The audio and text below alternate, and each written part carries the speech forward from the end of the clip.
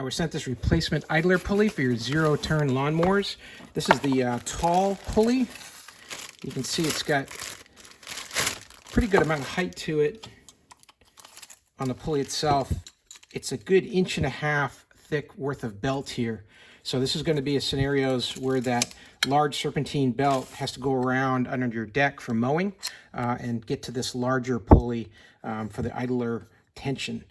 This has got all kinds of rivets throughout here that keep both halves of this solidly attached. You can see here throughout, there's no bolts to get loose or anything like that. Comes with a bearing already pressed in, so you're going to get all kinds of good smooth movement.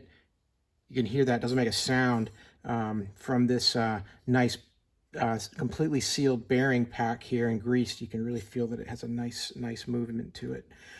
Pretty heavy, so it's a very good pulley. It's not a cheap, thin piece of metal. It's definitely got some mass to it. It's going to help keeping that belt stable as it's spinning around at high speed on your mowing deck. So I'm going to want to check. This is for sqvarna models. It may fit others, but it's about 6 inches across here, and then total height of about 2 inches. So you're going to want to make sure that this is the pulley that you need for your system when you're doing your repairs. Hey, I hope this video was helpful and hope this information was useful to you. And as always, hope you have a great day.